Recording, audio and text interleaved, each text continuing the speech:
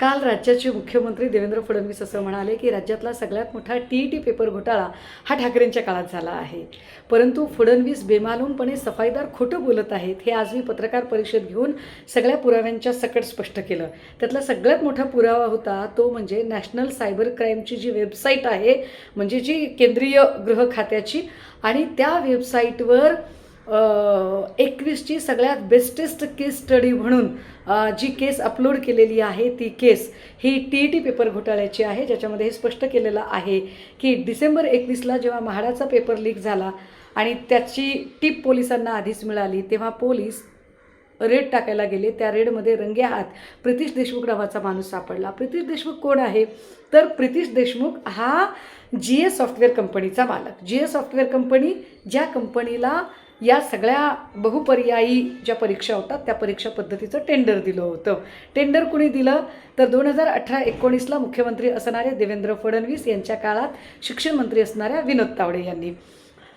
मग ह्या प्रितीश देशमुखने सांगितलं की मी एकटा नाही आहे, याच्यामध्ये सावरीकर आहे. अभिषेक सावरीकरला अटक झाली. तो शिक्षण विभागाचा त्या काळातला तांत्रिक सल्लागार. अभिषेक सावरीकरने सांगितलं मी तरी एकटा कुठे आहे, याच्यात माझ्यावर तुकाराम सुपे आहेत. तुकाराम सुपेंना अटक झाली. ते म्हणाले मी एकटा कुठे आहे, डायरेक्ट IAS ऑफिसर आणि शिक्षण विभागाचे उपसचिव सुशील खोडवेकर याच्यामध्ये आहेत. आणि करता करता करता सगळे लोक एकत्रित आले. विशेष या सगळ्यांवर ठाकरेंनी गुन्हे दाखल केले. फक्त एवढंच नाही तर 5 लाख लोकांनी या परीक्षेसाठी अर्ज भरले होते, ज्याच्यातले 15,000 लोक सिलेक्ट झाले होते आणि 15,000 लोकांमधले 7,500 लोकांनी चिटिंग केलेली आहे. पेपर फोडून 5-5, 6-6 लाखाला तो पेपर विकत घेतलेला आहे. हे तुकाराम सुपेकडून जप्त केलेल्या कम्प्युटरमधल्या माहितीवरून कळलं. त्या 7,500 लोकांना डिस्क्वालिफाय आणि कायमस्वरूपी ब्लॅकलिस्टेड करण्याचा निर्णय ठाकरे सरकारने घेतला. विशेष म्हणजे या 7,500 मधल्या 3,500 लोकांना नोकऱ्यासुद्धा लागलेल्या होत्या. त्या 3,500 लोकांच्या नोकऱ्या डिस्क्वालिफाय केल्या गेल्या. त्यांना दिलेला पगार ठाकरे सरकारने रिकवर केला. फक्त एवढंच नाही तर ठाकरे सरकारने हा पगार रिकवर करतानाच आपला परका अजिबात भेद पाळला नाही. एकीकडे इथे मोदी धर्मेंद्र प्रधानचा राजीनामा घेत नाही आहेत, मात्र त्या काळामध्ये या 3,500 विद्यार्थ्यांमध्ये ठाकरेंच्या स्वतःच्या पक्षातल्या मंत्र्याची एक मुलगी अडकलेली होती, अब्दुल सत्तारांची मुलगी. तिलासुद्धा ठाकरेंनी बिनदिक्कतपणे ब्लॅकलिस्टेड केलं.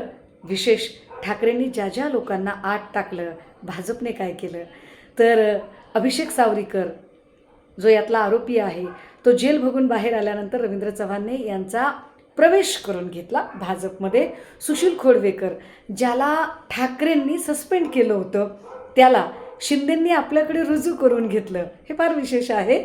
आणि विशेष गोष्ट म्हणजे ह्या सगळ्या प्रकरणामध्ये बेस्टेस्ट केस स्टडी किंवा बेस्टेस्ट स्कॅम उघडकीस आणणारी अधिकारी म्हणून ज्या अधिकाऱ्याचा गौरव झाला होता केंद्रीय पातळीवर, त्या भाग्यश्री नवटाकेला या सरकारने, कारण या सरकारमधल्या लोकांचे सगळे घोटाळे उघड झाले होते, त्यामुळे भाग्यश्री नवटाके IPS ऑफिसर यांना अक्षरशः रिवॉर्ड करण्याच्याऐवजी पनिश केलं गेलं आणि एका डायरेक्ट IPS ऑफिसरला तिच्या अतिशय चांगल्या पोस्टिंगवरून उचलून चंद्रपूरमध्ये SRPF ग्रुप कमांडंट म्हणून नेमणूक केली.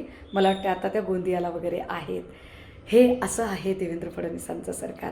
खोटं बोल पण रेटून बोल. पण मंडळी, हा व्हिडिओ मात्र तुम्ही जोरात पळवा आणि हे लोकांना कळू द्या की फडणवीस किती बेमालूम खोटं बोलतात. आणि हो, माझ्या या बोलण्याला भाजपमधले कोणीही भक्तुल्ले किंवा भाजपच्या बार्किंग ब्रिगेडमधले ते कोणी सोकॉल्ड किंवा देवेंद्रजींच्या भाषेत भाजपचे जे कोणी भाड्याचे टट्टे जे याला प्रतिवाद करायची हिंमत ठेवतात ते करणार नाहीत. पण देवेंद्रजी, तुम्हालासुद्धा खुलं चॅलेंज.